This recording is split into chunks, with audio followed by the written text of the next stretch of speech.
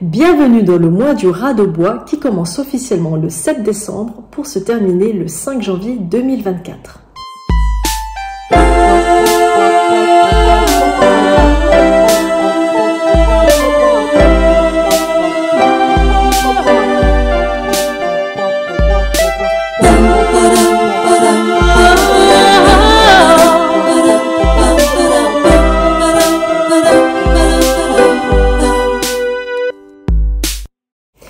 Alors, le rat de bois, c'est le pilier qui est le symbole du commencement d'un nouveau cycle. En effet, on parle d'un nouveau cycle parce qu'il y a une association des 5 éléments que sont le feu, la terre, le métal et l'eau, qu'on associe avec les 12 animaux du zodiaque. Et cela donne donc 60 paires de caractères qu'on appelle communément les 60 jiazi. Et donc Jia, dans Jiazi, c'est le nom du boyang qui est le premier élément de référence qui introduit les 5 éléments. Et puis Zi, ça représente le rat qui est le premier animal des 12 animaux chinois. Et donc en l'occurrence, nous entamons un nouveau cycle de 60 mois, c'est-à-dire 5 ans. Et en parlant de cycle, le mois de décembre, comme vous le savez, c'est le dernier mois de l'année et donc c'est la période dans laquelle on va clôturer à la fois une année du calendrier grégorien et aussi on commence un nouveau cycle avec les 60 jiazi. Si nous observons la carte de naissance du mois de décembre, elle est froide et nous y trouvons beaucoup d'eau. Donc déjà, le mois de décembre est représenté par le signe du rat, qui est le pic du cycle de l'énergie de l'eau, parce qu'il cache en lui l'élément d'eau yin, donc voilà un autre élément qui se rajoute sur le tableau. Et de l'eau, donc il y en a beaucoup. Et avec cet hiver qui arrive, s'ajoute le froid, en tout cas dans l'hémisphère nord. Donc ça donne un mois bien froid en perspective. D'ailleurs, il y a un élément qui manque à l'appel et c'est l'élément feu. C'est ce dont nous avons besoin pour nous retrouver.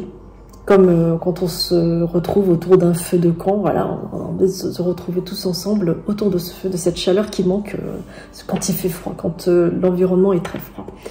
Et donc, ça nous permet aussi de nous recentrer, d'aller au plus profond de notre être. Et ça peut se faire via la spiritualité, parce que la spiritualité, par exemple, est représentée par l'élément feu. Le feu, ça réchauffe. Et c'est d'ailleurs pour cela que je vous fais un petit clin d'œil avec cette petite bougie de Noël pour vous envoyer une énergie de feu qui, j'espère, vous réchauffe le cœur. En tout cas, pour ce mois de décembre où il fait frisquet. Et ça donne aussi un avant-goût de ce que la période 9 annonce, parce qu'elle s'approche à grands pas, et elle est sous le signe du feu également. De toute façon, une énergie d'une telle ampleur ne s'invite pas du jour au lendemain, hein, ça prend du temps à s'installer et ça a déjà commencé en octobre et en novembre. Donc ce mois de décembre nous invite à nous poser et à nous reconnecter à qui nous sommes.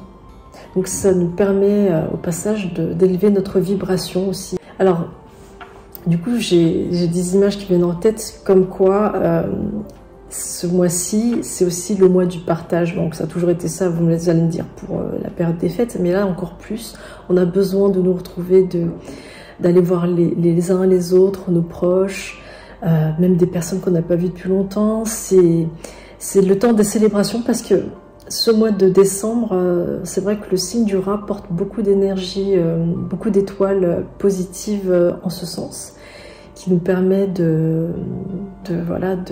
profiter des célébrations, de revoir des gens et de profiter de la vie, de faire une vraie pause dans ce sens. Le mois du rat porte aussi des énergies qui sont propices au pardon.